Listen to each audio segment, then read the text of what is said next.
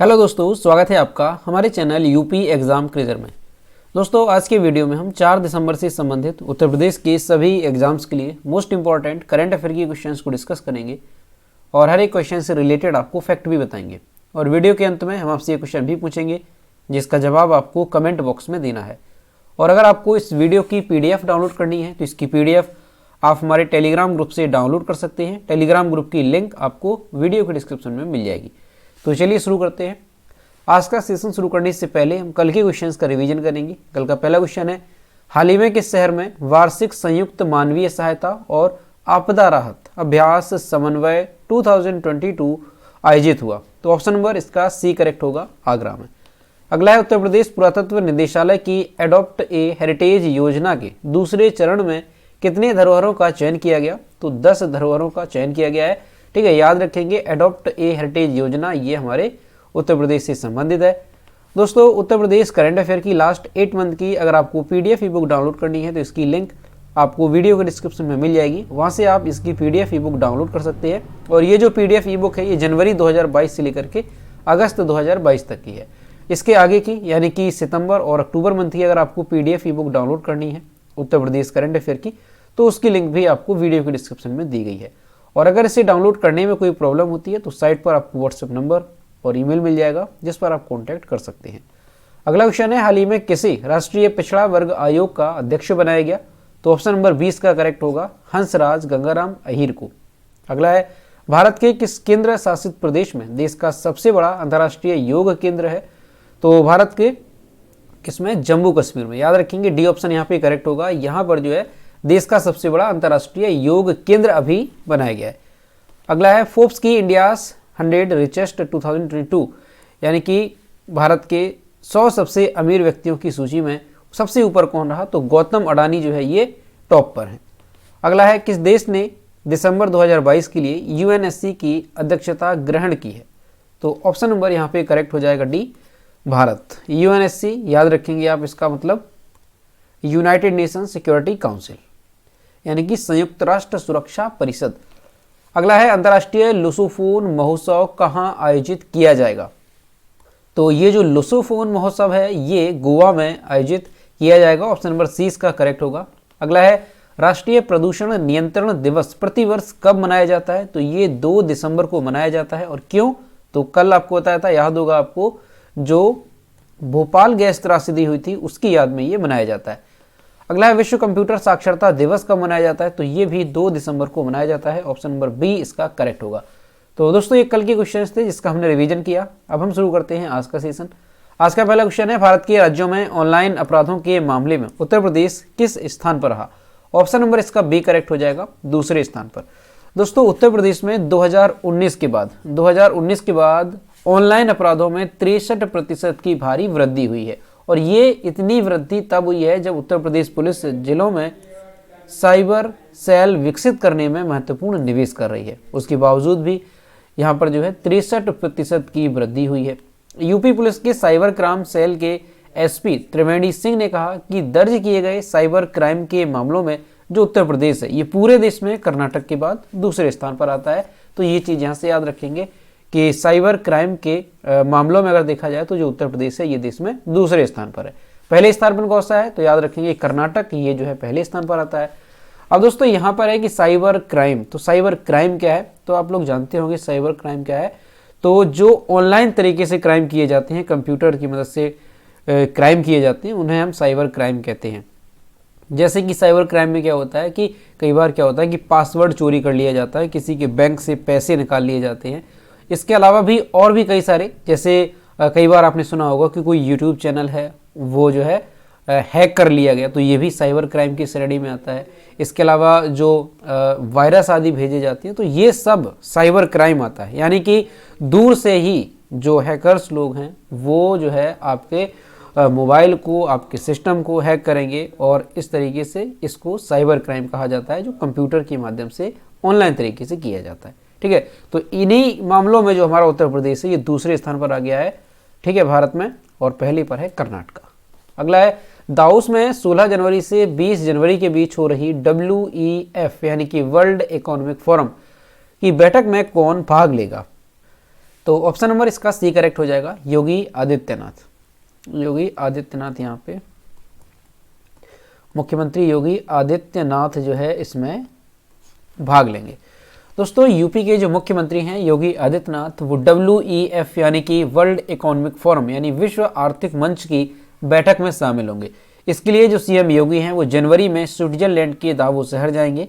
CM 16 से 20 जनवरी के बीच होने जा रहे वर्ल्ड इकोनॉमिक फोरम 2023 में यूपी के प्रतिनिधि मंडल का नेतृत्व करेंगे। और दोस्तों जो मुख्यमंत्री योगी आदित्यनाथ हैं ये WEF की बैठक में शामिल होने वाले उत्तर प्रदेश के पहले मुख्यमंत्री होंगे। तो इस वजह से क्वेश्चन इंपॉर्टेंट रहेगा, याद रखेंगे आप कि जो मुख्यमंत्री योगी आदित्यनाथ हैं ये जो है WEF यानी वर्ल्ड इकोनॉमिक फोरम की जो बैठक है उसमें शामिल होंगे। और इसके लिए ये जो है किस देश में जाएंगे, तो ये जो है जनवरी में स्विट्जरलैंड के दावोस शहर जाएंगे। ठीक है, इस चीज़ को याद रखेंगे। और ये पहले मुख्यमंत्री हैं उत्तर प्रदेश के जो कि इस जो बैठक है विश्व आर्थिक मंच WEF की बैठक है इसमें शामिल हो रहे हैं। तो आप याद रखेंगे। ठीक है, स्विट्जरलैंड में ये दावोस में बैठक होगी। अगला है, हाल ही में किसे फरवरी 2023 में प्रस्तावित ग्लोबल इन्वेस्टर समिट में 40,000 करोड़ का निवेश कराने का लक्ष्य मिला? तो ऑप्शन नंबर यहाँ पे बी करेक्ट हो जाएगा, गीडा को। 1 दिसंबर 2022 को गोरखपुर औद्योगिक विकास प्राधिकरण यानी कि गीडा, गीडा का ये फुल फॉर्म है गोरखपुर औद्योगिक विकास प्राधिकरण, है ना, क्या होगा GIDA, गीडा इसका फुल फॉर्म हो जाएगा गोरखपुर इंडस्ट्रियल डेवलपमेंट अथॉरिटी। तो गीडा के जो CEO हैं पवन अग्रवाल, उन्होंने ये जानकारी दी है कि गीडा को फरवरी 2023 में प्रस्तावित ग्लोबल इन्वेस्टर समिट में 40,000 करोड़ का निवेश कराने का लक्ष्य मिला है। 30 नवंबर को गीडा दिवस समारोह में मुख्यमंत्री ने 504 करोड़ रुपए की निवेश परियोजनाओं को गति देने के साथ ही 1,200 करोड़ रुपए के भावी निवेश की परियोजनाओं के लिए 2.42 लाख वर्ग मीटर से अधिक भूमि के आवंटन पत्र भी वितरित किए। तो आपको यहाँ से क्या याद रखना है कि हाल ही में किसे 40,000 करोड़ का निवेश कराने का लक्ष्य मिला है, तो ये मिला है गोरखपुर औद्योगिक विकास प्राधिकरण यानी कि गीडा को। और गीडा के CEO कौन है, तो उनका नाम भी याद रखेंगे, पवन अग्रवाल, ये गीडा के CEO है। अगला है, नेत्रहीनों के लिए तीसरा T20 विश्व कप टूर्नामेंट किस देश में आयोजित किया जाएगा?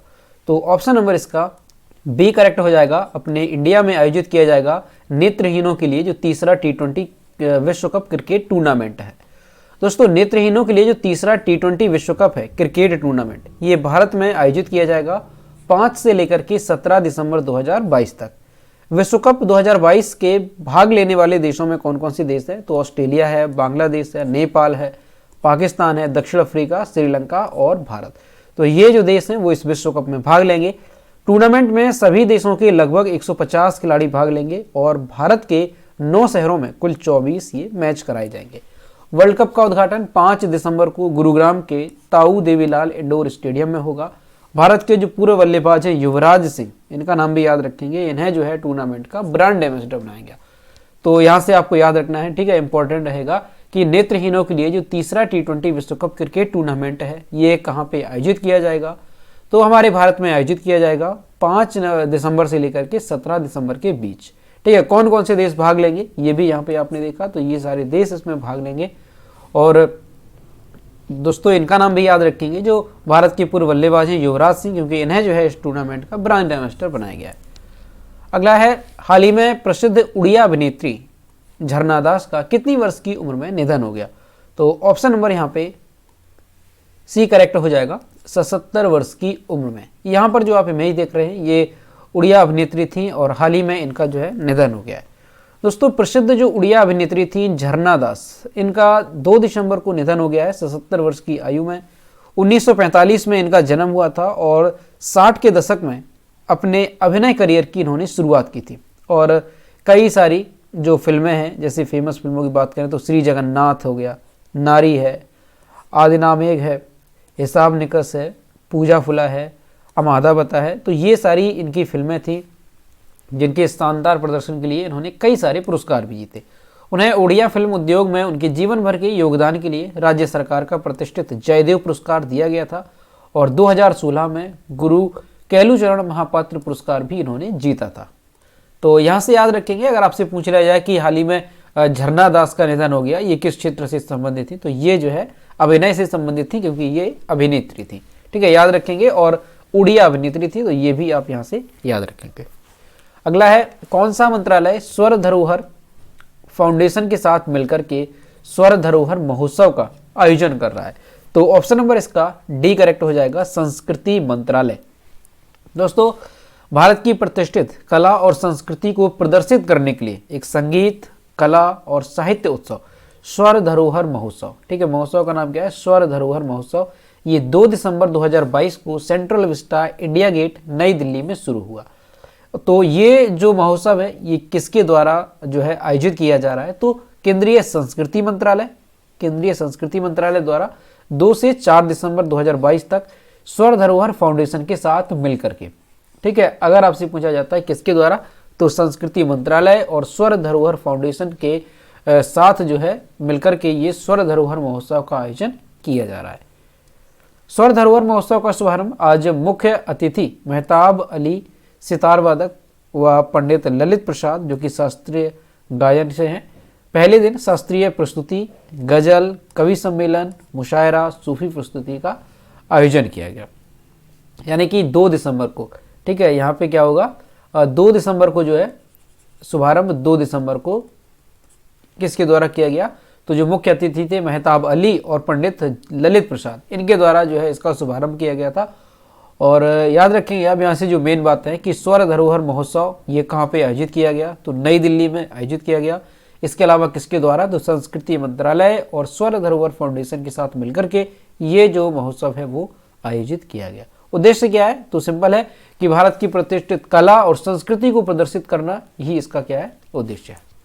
अगला है, हाल ही में किस क्रिकेट टीम ने विजय हजारे ट्रॉफी 2022 जीती? तो ऑप्शन नंबर यहाँ पे ए करेक्ट हो जाएगा, सौराष्ट्र टीम ने।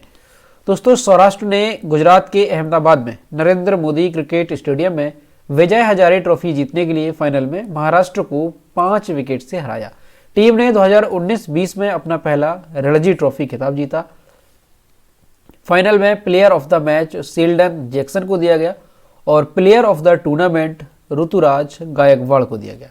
ठीक है, ये नाम ध्यान रखेंगे। विजय हजारे ट्रॉफी को रणजी वनडे ट्रॉफी के नाम से भी जाना जाता है। तो दोस्तों, यहाँ से याद रखेंगे, अगर आपसे पूछा जाता है कि हाल ही में विजय हजारे ट्रॉफी 2022 जो है किसने जीती है, तो ये जीती है सौराष्ट्र टीम ने। और इसमें भी 2 नाम और याद रख सकते हैं आप कि जो प्लेयर ऑफ द मैच है वो किसको दिया गया पुरस्कार? तो शील्डन जैक्सन को। और इसके अलावा जो प्लेयर ऑफ द टूर्नामेंट ये दिया गया ऋतुराज गायकवाड़ को। ठीक है, तो यहाँ से याद रखेंगे सौराष्ट्र ने जीती है विजय हजारे ट्रॉफी 2022। अगला क्वेश्चन है, हाल ही में निशानेबाज रुद्राक्ष पाटिल ने ISSF प्रेसिडेंट कप 2022 में कौन सा पदक जीता? तो ऑप्शन नंबर यहाँ पे सी करेक्ट हो जाएगा, इन्होंने जीता है गोल्ड मेडल। भारतीय निशानेबाज हैं रुद्राक्ष पाटिल। इन्होंने 3 दिसंबर 2022 को मिस्र के काहिरा में आयोजित इंटरनेशनल शूटिंग स्पोर्ट फेडरेशन यानी कि ISSF, फुल फॉर्म भी याद रखेंगे। तो ये जो कप है ISSF प्रेसिडेंट कप में स्वर्ण पदक इन्होंने जीता है। उन्होंने 10 मीटर राइफल प्ले ऑफ में इटली के डेनिलो सोलाजो को 16-8 से हराया है। ठीक, तो याद रखेंगे जो भारतीय निशानेबाज हैं रुद्राक्ष पाटिल, इन्होंने इंटरनेशनल शूटिंग स्पोर्ट फेडरेशन में कौन सा पदक जीता? तो जीता है इन्होंने गोल्ड मेडल। ठीक है, और किस कैटेगरी में? तो वो भी याद रखेंगे, 10 मीटर राइफल प्ले ऑफ में इन्होंने ये गोल्ड मेडल जीता है। और इससे संबंधित आपसे ये भी पूछा जा सकता है कि जो इंटरनेशनल शूटिंग स्पोर्ट फेडरेशन है ये कहाँ पे आयोजित किया जा रहा है? तो मिस्र के काहिरा में ये आयोजित किया जा रहा है।